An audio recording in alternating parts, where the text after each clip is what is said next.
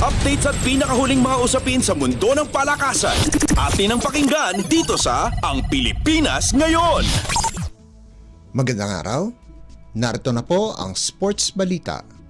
Asahan na dadaan sa butas ng karayom ang mga koponan para makuha ang kampyonato kapag nagbukas na ang 2024-2025 Premier Volleyball League o PVL All-Filipino Conference na magtatagal ng 6 na buwan simula sa Nobyembre 9.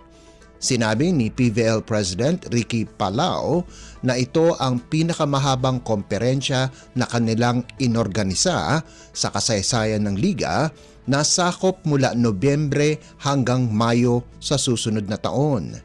Ayon naman kay Philippine National Volleyball Federation o PNVF Chief at Asian Volleyball Confederation President Ramon Tatsuzara, ito ang pinakamalaki at pinakamagandang desisyon ng PVL. Bukod sa corona, bibigyan din ng torneo ng pagkakataon na ang magwawagi ay irerepresenta ang bansa sa AVC Champions League na gaganapin sa Seoul, South Korea sa susunod na taon.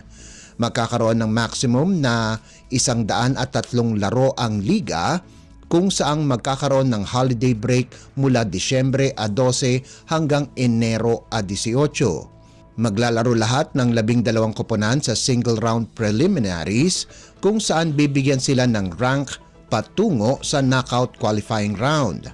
Ang semifinals ay lalaruin sa round robin format habang ang finals naman ay magiging best of 3 series.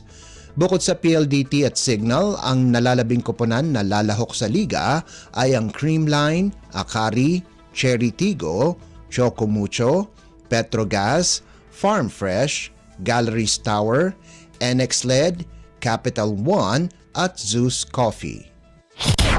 Updates at pinakahuling mga usapin sa mundo ng palakasan. Atin ang pakinggan dito sa Ang Pilipinas Ngayon.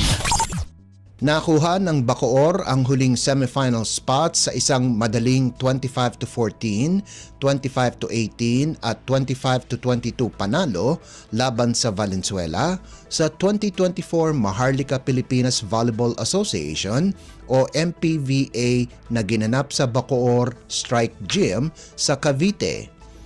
Pinangunahan ni Cyril Alemaniana ang Bacoor sa nalikom nitong 13 puntos para pagandahin ang record ng strikers sa 10-3 at magkaroon ng tsansa na makuha ang isa sa dalawang twice-to-beat incentive.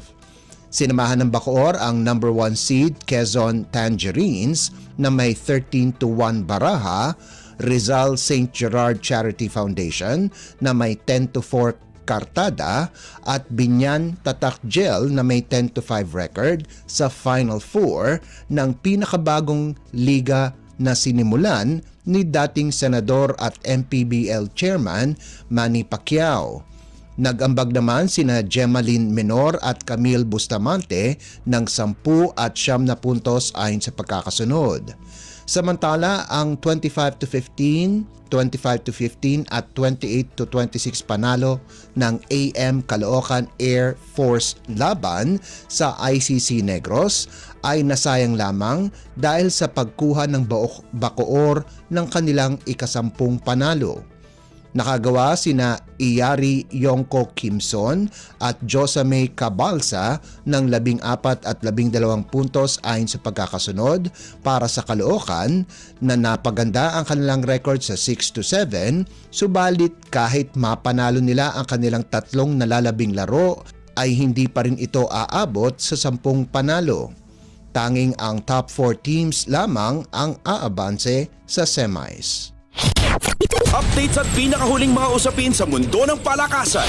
Atin ang pakinggan dito sa Ang Pilipinas Ngayon. Magkakaroon ng oportunidad na madepensahan ng Bacolod Taitung ang kanilang titulo sa Rebisco Volleyball League o RVL National Finals pagkarang maging kampyon ng Western Visayas sa qualifiers. Nakatakdang ganapin ang National Finals mula Nobyembre 22 hanggang 25 sa Mandaluyong. Namayagpag ang Bacolod sa 8 koponan na regional finals at hinakot pa ang halos lahat ng awards bukod sa 2 individual awards sa kompetisyon. Nakuha ni Ann Francesca Hermosura ng Thunderbolts ang Most Valuable Player at Second Best Middle Blocker Honors, habang si Rhea May Thomas ang naging Best Libero, John Rose Bulak Best Setter, Jonil Ann Ramos Best Opposite Attacker at Camila Amor Bartolome First Best Outside Hitter. Sina Eileen Yanson at Kafra Celois ng St. John's Institute ang nakakuha ng Second Best Outside Hitter at First Best Middle Blocker ayon sa pagkakasunod.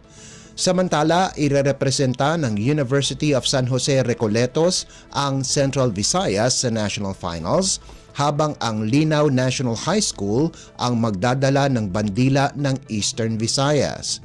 Ayon kay RVL Commissioner Isay Marasigan, binibigyan ng kanilang kompetisyon ng pagkakataon na makalaban ng mga provincial teams ang mga eskwelahan mula sa Metro Manila. Sinamahan ng Bacolod Taytung, University of San Jose Recoletos at Linao National High School ang mga nagtitulo sa rehiyon ng Mindanao na Santo Niño National High School, Corpus Christi School at Notre Dame of Dajangas University sa National Finals, habang 4 pa na pwesto ang pinag-aagawan sa nagpapatuloy na Luzon Regional Leg. Updates at pinakahuling mga usapin sa mundo ng palakasan. Atin ang pakinggan dito sa Ang Pilipinas Ngayon. At yan ang pinakahuling balita sa larangan ng palakasan. Para sa Radyo Pilipinas World Service, ito po si Leo Magpayo. Magandang araw. Updates at pinakahuling mga usapin sa mundo ng palakasan.